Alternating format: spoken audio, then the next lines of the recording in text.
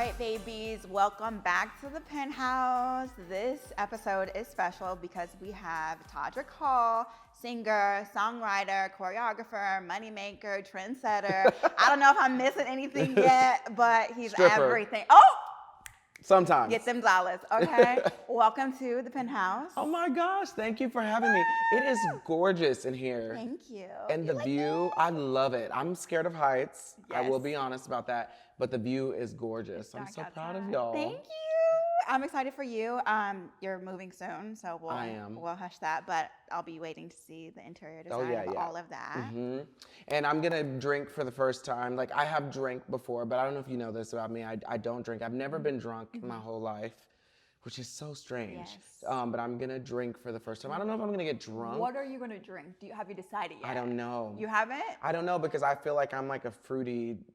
Okay, I mean, but I am fruity, but that's true. Yeah. But I'm just saying, is it like, are we going like mimosa? Are we going like the alcohol base? Is it like a daiquiri? I'm such an alcohol virgin that I don't even know what a mimosa is. Like, I wouldn't know what it would taste like versus a daiquiri versus, I wouldn't even know. Okay. So hopefully you can be there. I will be there, and I'll make sure that it goes. You hold my hand and walk me through it. Hold my hair back if I get messy. Oh, I got you. But we're gonna have to work that out because I'm gonna need you to stick in one direction because there are rules to this. Okay, we're gonna dive in because I already know, but I do want to make sure we start in the place of Todrick's beginning. Okay. And I mean, like, from the jump, because you and I have very similar upbringings where we were raised in like predominantly white areas. And it's weird because we kind of were the first to do a lot of things for like the Black people, and there was like limitations on what Black people can do from where we come from. Yeah. So tell me about like Plainview, is that what it's called? Plainview, Texas. Plainview, Texas. It's weird for me to hear you say Plainview, Texas, because a lot of people that are even from Texas don't know where Plainview is. Where is it? It's in the Panhandle between Lubbock and Amarillo. Okay. So the Panhandle of Texas, and it's a very, very small town. And I love Plainview. There's something about it that's just so, like, I don't know, just so charming and so sweet. But yeah, I actually grew up around a lot of Black people when I was very young. Like, I was around like a lot of people that lived in my neighborhood, but I actually had like this unfortunate situation happen that was like kind of like life-changing and horrible in a way, but in some ways ended up being a blessing in disguise. My elementary school teacher called me the N-word. Oh. And I did not know what that word meant. And I went home and I told my mom that I got called that at school. Ooh. And so my mom went up to the school, and my mom sheltered me so much. Yeah. Like, I was only allowed to watch Disney movies. I couldn't watch anything that was PG-13. And so my mom went there. She threw a fit. I mean, it was like a Viola Davis, like, snot coming out the nose moment. Because that's not, that's my baby. That. You don't mess with my baby. You don't mess with her, and not my mom's kid. And so she moved me. They told her she could move me to any school, and so she moved me to La Mesa Elementary, which was she said, my baby gonna have the best. Where all the rich kids went. It was the nice neighborhood, and subsequently it was a predominantly white school. And I was discovered in the library at that school by this woman named Pat Carthel, who I thank in every playbill and everything that I've done up until now, because she was just such almost like a human teacher, fairy godmother. She was the person in charge of the Gifted and Talented program, and she came down and leaned into me and was like, some of your teachers are telling me that you're very unique Gifted and you're and talented. I love creative, and I want to test you for this program. Anyway, she tested me, and the rest is history. They took me to go see Broadway musicals. They took us to go see the Nutcracker and all of these ballets, and taught us about theater etiquette and all these things that they did not offer at the school that I went to before. So that's one of the things when I talk to people about privilege, like, I didn't realize that going to that school was going to be so life-changing in so many ways. From then on, I was surrounded by whiteness my whole life, and a lot of the things that I wanted to do were so foreign to people in my family. And luckily, I just had a mom that had the wherewithal to think outside the box and allow me to dance and sing and be creative and mess up the carpet and paint the walls in our house, because those things are the things that like allowed me to be the person I am now. Okay, so we're gonna talk about, I wanna touch on how you got your start. Okay. Because the whole, like, I know that you were in Broadway. Now that I'm hearing about your upbringing, it was natural because you've been in theater your whole entire life, but why did you go on American Idol? Okay, so I did theater my whole life, and my whole goal always was to get to Broadway. And I was Yeah. like, if I just am on one Broadway show, that was like as far as I thought I would ever go. Yeah. So, but at 20 years old, I auditioned for The Color Purple, and I got The Color Purple on Broadway. And I only auditioned because I was a huge fan of American Idol. Okay. I could probably list you every single winner, and I voted. I wasn't just a person who watched it. But you know what? You love reality TV. Like, that's one thing I know about you. I And don't you're love all reality TV. I just find a specific show, and if I like it, You're a then fanatic. I'm Okay. crazy about it. Okay. But I don't watch that many shows. Anyway, I only auditioned for the show because I saw on Oprah that Fantasia was in it, and I love Fantasia. Yes. And so I got cast in that, and I saw how just being on that show, I saw firsthand how it changed her life. And so I was like, I think I would want to go audition for American Idol. But this is a fun fact. I probably have said this to someone before, but I am mortified of singing in front of people. What? Terrified. You're so annoying. Shut up. I'm not even Are joking. you serious? I am the most insecure person about my voice. Like, it's one of those things, you know, like people with straight hair want curly, people with curly hair want straight. Yeah. My voice is so raspy, and That's why it's just been like that since I was a kid. Yeah. And I don't think it's unhealthy. Every time I go to a doctor, I'm like, tell me my voice is gone. Tell me I'm never gonna be able to sing again. I know it. Just hit me with it. It's not and they're unhealthy. like, no, your voice is fine. This is just fine. how it is. Yeah. And It's adorable. as I'm getting older, I'm becoming more like accepting of the fact that I just have like a raspy voice, and that's just what it's gonna be. So going on American Idol was probably the most difficult chapter of my life because it was just so scary. Like, and I was with a lot of people who considered themselves to be singers, and a lot of singing is confidence, and a lot of performing is confidence, and I just didn't have the confidence. I didn't have a repertoire of songs that I knew, and every week I thought I was going home. So I just was like, I'm never gonna make it past this. Like, no one's gonna vote for me, and like, and then people were, and so I think that when I got off the show though, I remember them always saying like, appeal to middle America, appeal to middle America. And that to me translated, whether they were trying to or not, that to me meant don't be too gay, don't do anything outside the box.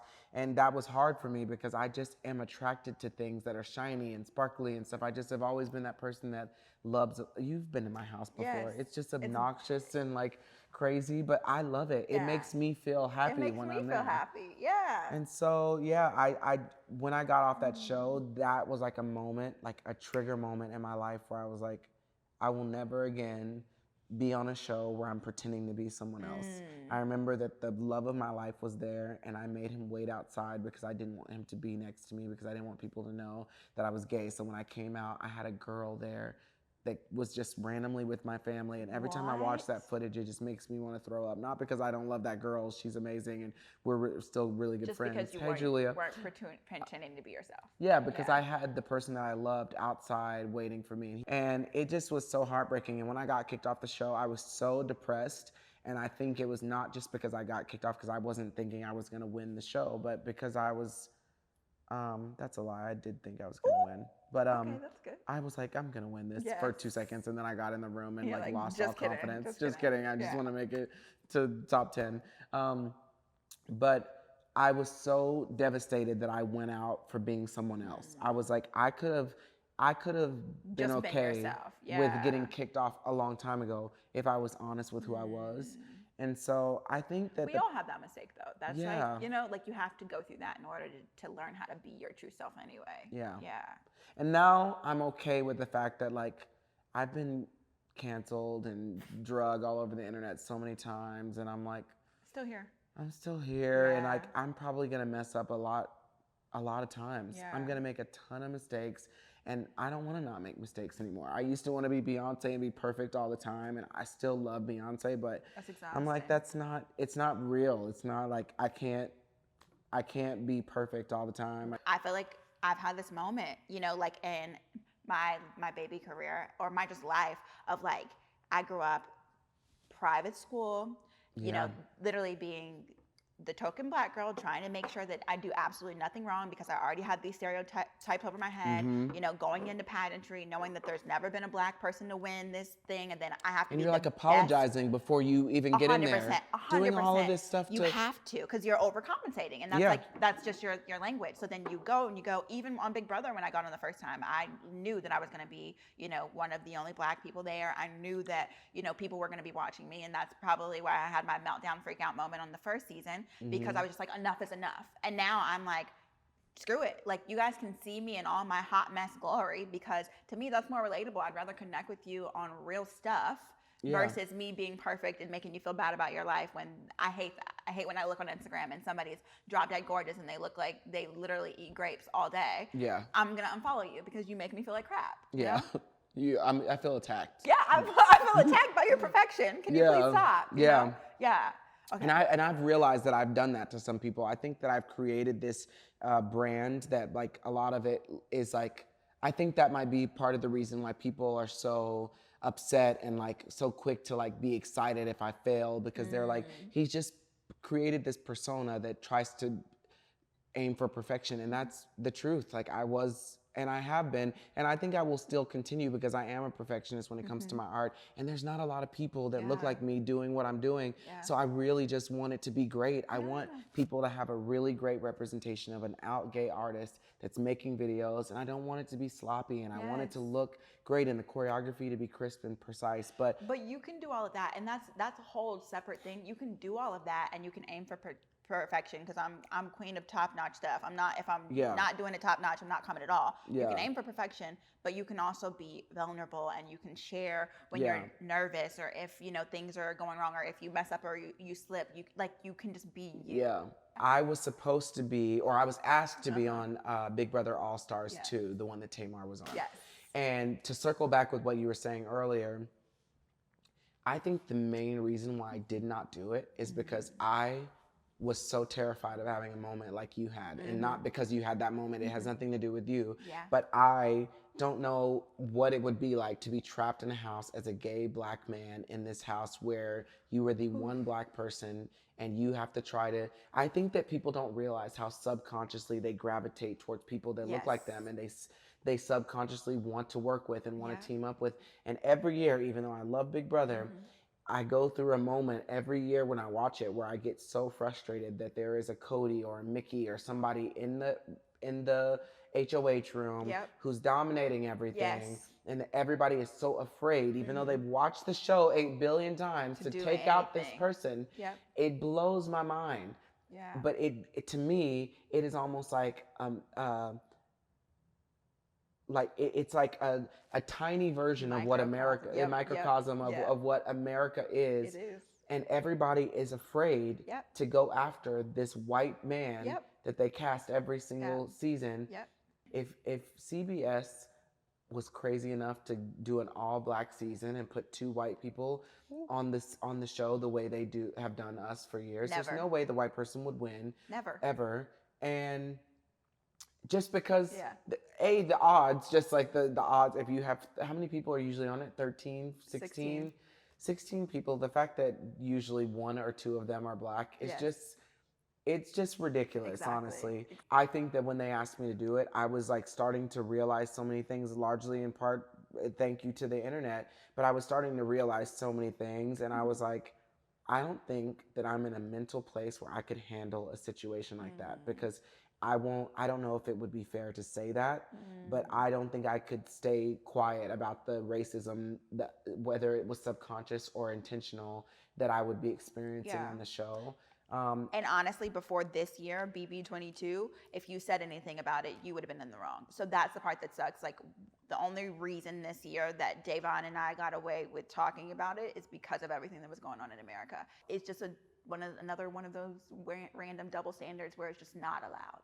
Hopefully, I'm crossing my fingers that Celebrity Big Brother comes back and I get a chance to do it, because it's my dream to be on that show. I'll vote for you. It would be so cool. You would be good at it. Thank you. Seeing you now, I never would think that you ever had a moment of doubt about your identity, but was there a moment where you actually physically had to say out loud to your family or other people, I'm Todrick, I'm gay? Or did they just know and we just moved past it? Oh gosh, I wish that was the case. No, it wasn't like that. I did have to come out to my mom, and honestly, I was like unaware at how much my mom was gonna have a problem with it. So my coming out wasn't as scary pre-coming out. Okay. Because my mom and I were like best friends. Like we were like this. And she didn't know. Well, I don't know if she didn't know. I remember there were certain times where I would hear them having conversations, and my stepdad, like there were moments where I looked up some things on the internet that I shouldn't have looked up, and I know he found out about it. Okay. So he had to have known. But I think that when you're a parent and you watch your kid grow, you know, it's such a gradual process. And when I look at pictures of me back then, I was a completely different person. I don't know why. Like, I'll show you a picture of me, by the way. Okay. When I was like in middle school. We're going to put it on the screen. This is me like in middle school. What? Yeah. So I was kind of like. You're adorable. It's questionable. You don't know. No, like that's kind of serve and trade a little bit. Like you maybe look like, you would have went on a date with me probably. I mean, you're adorable.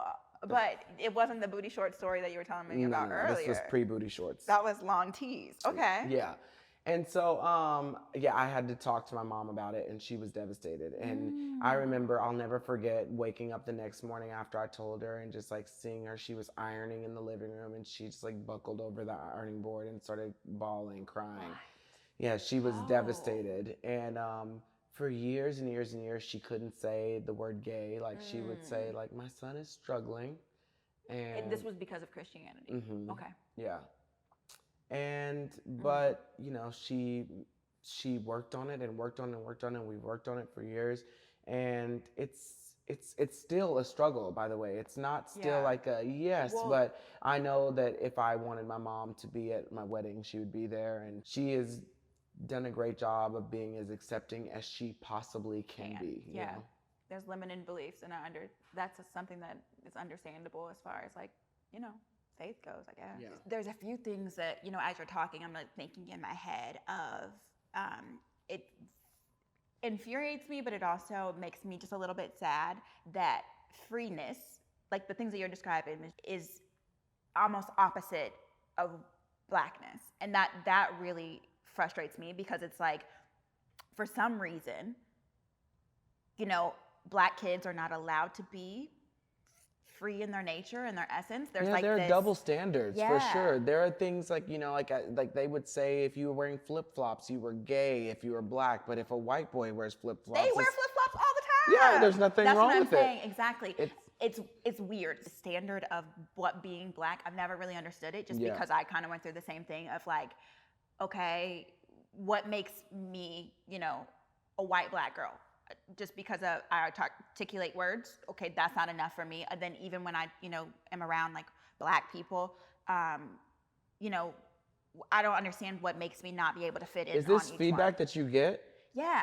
Oh my God. Yeah. Growing up, I was like one of the only black families in, you know, my neighborhood. They would accept me, you know, but I always knew that I was black and different, and that wasn't okay with them. Yeah. And then, you know, being Miss Missouri later, and there was never a black person, all of the hate, the, you know, the death threats, the N-words, all of that came towards me in the middle of Missouri. It's just been a lot. So I'm asking because I'm curious of like how this went for you.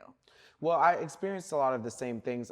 Thankfully, I was oblivious to a lot of things. I mean, I was in the Nutcracker, the ballet from the time I was like 8 years old until I was almost 16. And I didn't know until years and years and years after I had left that city and left that ballet company that they lost a lot of subscriptions because they cast me one year as Fritz, Clara's little brother. And because people were so mad in Lubbock, Texas, that they would have the audacity to cast a black young man as the brother of Clara, they unsubscribed. They did not want to be a part of that ballet company anymore. They didn't want to see the show anymore. It was that upsetting to them. But yeah, that has been my journey the whole time, and I get a lot of flack on the internet. I don't know if you know that or not, but I get a lot of hate from people from my own community, from the gay community, from the black community. And it's not everyone, and sometimes you have to stop and take a step back and realize that the people who are upset hurt people. And I think oftentimes people are like, I don't want him to be the person that represents Black gayness. And I oftentimes, when people ask me questions about it, I'm like, I can speak from my experience, but I don't represent Black gayness as all a gay whole. Black people. And not only that, it's like, you know what, and I did read this because I was, trying to like do my research, because I'm like, okay, I know Todrick, but like let me actually research. But I read that you wrote, that there's obviously more than one way to represent Black gayness, and that if people want to represent, they just need to get out here. The whole point is that we need representation, and like all you're doing is contributing to the conversation. And I just think it's so sad because we as Black people and we as gay people have already been put into so many boxes.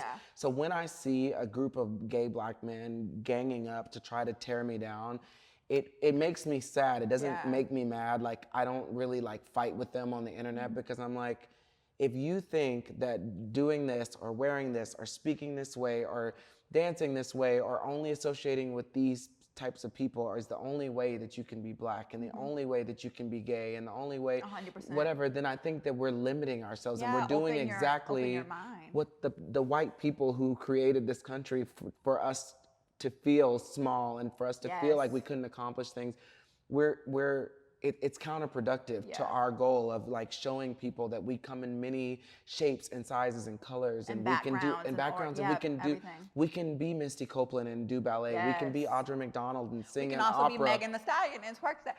But 100%. We can be everything. Yes, Michelle Obama. We can, like, there's so many different ways to represent us as Black people, and I feel like you do that very well. And it does suck because you have so much pressure on your shoulders, and you do a very good job of like, letting it go. But like, Black men have so many stereotypical boxes that people, like you said, try to place on them. And even you, like, I was thinking this, the way that we were brought up, we're in kind of the same generation, I think. I don't know. We're the same age, but this is the first time in history where gay marriage is legal, where even though, there's still so many hate crimes going on with, gay people, being gay is not something that is just looked down upon in an outrageous way in the country anymore. You know what I'm saying? There's a lot of doors being opened, and this is the first generation where people are fighting for that. How did you manage to navigate that growing up? And obviously you were in the industry of dance, which, there's some gay people in dance, you know, but you had to have known, that was different. I knew that it was different growing up, and I know that there are still so many things happening now. And sometimes I agree with you that we've like come so far, so far. But then, like, for Christmas, I went to Oklahoma, and I realized that in a lot of parts of this world, we still haven't come very far. And there are certain people that they have the same mindset that they did back in 1995 or 1996. It's so crazy. But luckily, there are a lot of people. I think what's different now, like, honestly, I think the internet has changed everything, because the internet allows trans people to get online and like fight for their rights and to make people, because in a way, if you're not trans, you have a privilege in a sort of way, 100%. like you have the privilege of like being able to walk around and be and feel comfortable with the sexual orientation or the sex that you were given when you were born. And in a lot of ways, it's just like having the internet is like I hate the internet sometimes, but I also love that it has given so many people a voice. And when we were growing up, I remember my grandparents watching the Maury Povich show or Ricky Lake, and there'd be a gay person on camera, and they would say things that would really hurt me because I already kind of at that time knew that I was different. But I just remember them saying just awful things about those people, and remembering at such a young age that when I started realizing that I was gay, that it was gonna be something that would be like not only like shameful, but an abomination based on the religion that I was raised in. But now I realize that like gay people aren't the stereotypes that I thought they were in 1995. They're not all people who are suffering from STDs. They're not all people who are pedophiles. They're not people who are, growing up being gay is so hard. But those are crazy associations. I'm listening to this and I'm like, oh, because I I guess like I was sheltered in that way. And like you said, that's a privilege because I am not a gay, man or a woman. So I've never had to think about these things, but I didn't have these, associations. Those are stereotypes that people genuinely believe, even still today, that that's something like when their kid becomes gay, they're like, you're gonna get HIV, you're gonna get AIDS, you're gonna die, which is, it's possible, but it's HIV and AIDS is not a death sentence like it was in the late 80s, early 90s. And they're like, they're pedophiles. Like they always think that you were probably molested as a child and that's what made you be gay. And it's just such I remember the debate of like, can you be born gay? Like it was such a big thing of like, how do people know and actually it's still a big thing because I guess it's just an ongoing thing to where people are conversation. Like people are so, aggressively passionate about it. I just don't hold judgment in my heart for anything. Yeah. So it doesn't affect me the same way, but I think about it, I'm like, oh, I guess that's true because I've seen those kind of conversations where people say ignorant things out of ignorance. And they just don't know. And they truly believe these things and they totally think that it's okay. And sometimes people are like, they come up and they say these sort of backhanded compliments and they're like, or backhanded statements. They're not compliments. They'll just be like, I don't agree with your lifestyle, but I don't judge you. And I'm like, that was a judgment. That was kind of a judgment. And I hate that. Like, me too. That bothers me a lot. So I'm sorry. We can hate that let's together. do that together. But this is the cool thing though, that I used to be so upset because I grew up and I wanted to do all these things, and it is a privilege to be able to be a straight person in this world, to know that you can go out and that you can get married and no one's going to judge you, to be able to turn on the television and watch a story about a girl and a boy and you could be like, how many stories do you want? I could give you a million movies and a million books and a million TV shows that show this. And being gay, when you type in gay, it was just porn. Like that's how you learned how to be gay, was to watch porn. So I think that's part of the reason why the gay community is so hypersexual. We're gonna talk about, like, you have a song called Fag. Okay. You have a song called I Like Boys. Like all the stuff that you do is very, like, I would say extra, but like I love extra, but it like doesn't bother me at all. But if you are normal, I guess it's like, oh my God, Yeah. So what caused you to be this way? Like, how are you so creative and just so open? I don't know. I honestly have to, like, the rules of society, like, I do acknowledge that they are there. I mean, I don't walk around wearing dresses and stuff, but I wish that I did. Like, I wish that in normal life I just wore things that I would want to wear, because I love your outfit today. Okay. And I would want to do that. And I would want to, like, grow my hair out, but I think that I've been so affected by society that, like, I'm nervous for me to have children, but also excited because I think I will overcorrect. Like, I'm dating someone now, and one of our biggest, like, not arguments, but conversations that we had was, I don't want people, when I have a child, to, like, bring pink toys into the room because they're a girl, or blue toys because they're a boy, because I believe that the moment you crack your eyes open, you start being manipulated into, like, fitting into these boxes. True. It's a thought that most people don't even think of. They're just like, great, I'm gonna buy a bunch of dresses for my kid, I'm gonna make them play with these toys.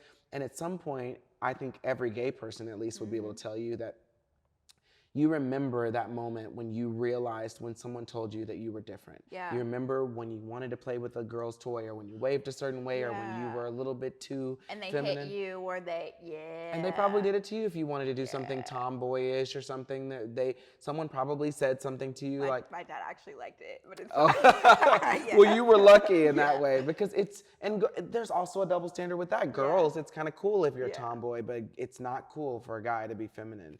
Even now, at this point in my life, when I come out with a song called Nails Her Hips Heals, there's still moments when I go out to perform and there's a straight man, there's a security guard backstage or something, where I still feel that. I still, to this day, don't go to barbershops because I always felt the most judged going into a predominantly black barbershop. Yep. Because they would always be talking about things in there that just made me so uncomfortable. And even in my 30s, I'm scared to go in. I would pay someone 6 times what it would cost for me to just go get a haircut and wait in a line. But I feel so uncomfortable in situations like that. I wish that people just knew that, like, for me, learning how to be proud of my blackness it's been difficult for me. Like, it hasn't always been like a badge of honor or something. I didn't see a lot of examples of things that I wanted to be growing up that I felt looked like me. I didn't ever feel comfortable around black men because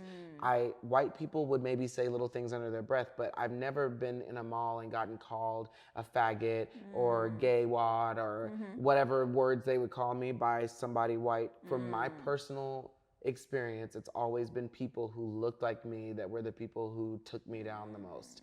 There are a lot of black people still that look up to us because we are different and we have done things that are outside of the box. So we have that obligation, but we also have an obligation to fight for black rights. And so obviously, I know you're very vocal about everything. Amen. And I've been seeing you, waving flags down the street. I've been seeing you protesting and all of this stuff around like Black Lives Matter and standing up. But let me ask you, from a question of mine, how does it feel to fight for Black Lives Matter so hard and be rejected by that same community? That is a thought that crosses my mind, but now I think about like the future generations, like everything that as I'm getting older, I'm thinking about having children and what kind of environment do I want to raise my kids in. And so I'm not worried about people who are like rejecting me because I know that it's coming from a place of hurt. I know that it's because they don't know how to accept me because they don't feel like I accept myself. They feel like I have rejected a part of me that is the thing that makes me beautiful. And for a while there, the honest truth is, like, when I was growing up, I would see every girl that I liked on television was a light-skinned black girl with like straight hair and light-colored eyes and usually biracial, and that became like the commercial identity of what a beautiful black woman should be. Especially in your industry. So that's another thing. A lot of people don't understand that growing up in the industry is scarring. Like for me, I grew up in the modeling industry and I was traumatized. Like a lot of people ask me, how do I get my daughter into modeling? And I'm like, don't.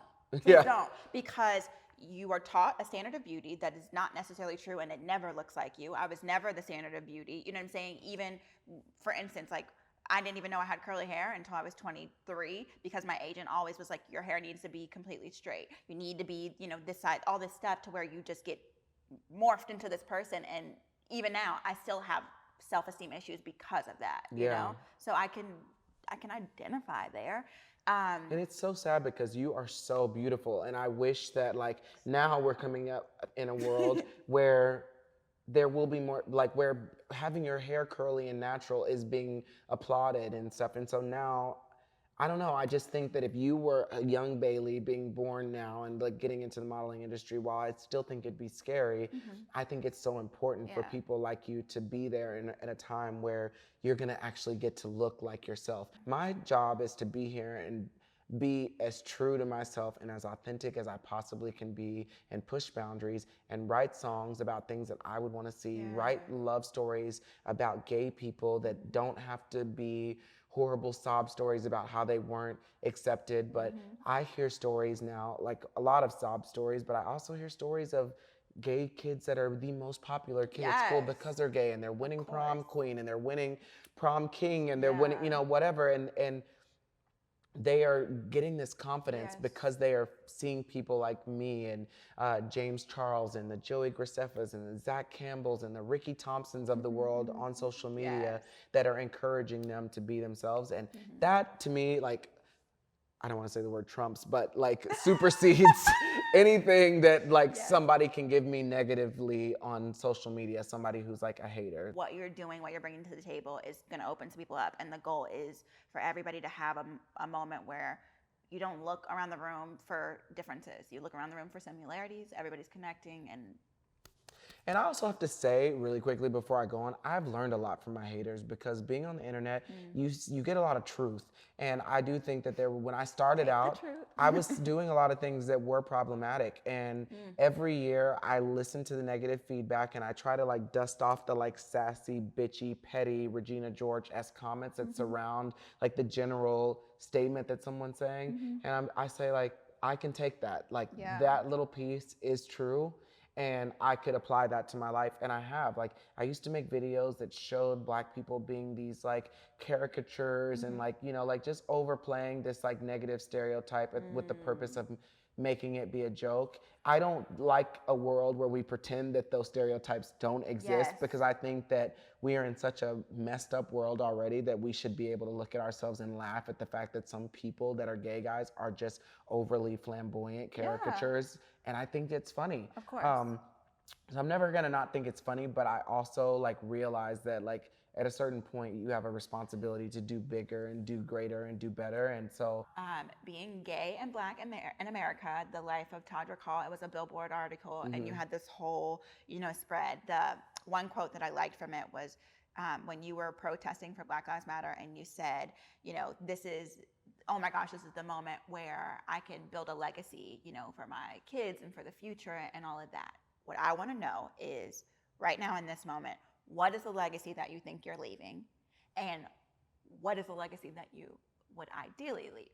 I don't know what the answer to that is, because I think I'm still in the process of building that legacy. And like, legacy is such an intimidating word. You know, when you say it, it feels like you're supposed to be like Martin Luther King, or you know what I mean? But I know that like I have very unpopular opinions about things, a lot of things, and I have to dig into my heart and say like, what is right for me? I want to do not what I think is popular in the moment. A lot of time people jump on bandwagons of what's popular right now to say, and I have to like constantly remind myself to dig into my heart and say, is this actually fair? Like, if we were a Martian coming down from another planet, would I want my kid to hear this? Would I think this was okay for someone to do this? And that's what I am trying to do. That's hard. And it's hard. Yeah. It's really, really, really hard, because I understand why things are okay and why it's acceptable. But I also am like, if I want to actually do my part in making this world a better place, a safer place, a greater place, then what do I have to do? And like, following what's popular is not always what is like the best for the long game. And that's what I'm trying to do. I want to be a good person, and I want to do things and say things on camera that people might cancel me for now, but in 20, 30 years, they'll be like, you know what? He was onto something. And I want to create stories for children to read where sexual orientation has nothing to do with sex. It has to do with love and who you are and what you identify as and who you see yourself as. And that can also evolve. I have realized that my fans know my heart, and they have been there with me every step of the way. And even when I have been canceled, the worst I've ever been canceled, my show was still sold out every single night. And I have to trust and believe and know that my fans know my heart, and that I'm gonna make a bunch of mistakes. I'm an open book. I'm gonna answer some questions I probably shouldn't have answered. I'm gonna say some things that are gonna piss some people off, but this is me and this is who I am. And if you don't like it, then sorry. then don't follow me. I don't know. Period. Okay, that's it. Like, I'm ending it. I'm wrapping it, because that was perfectly enough. I love you. Here, give me. I love you too. Oh, I love you. Oh yes. All right, babies. I really appreciate you, and I hope you enjoyed this video as much as I did making it. Cannot wait for what's coming next on the Penthouse. Love you, babies.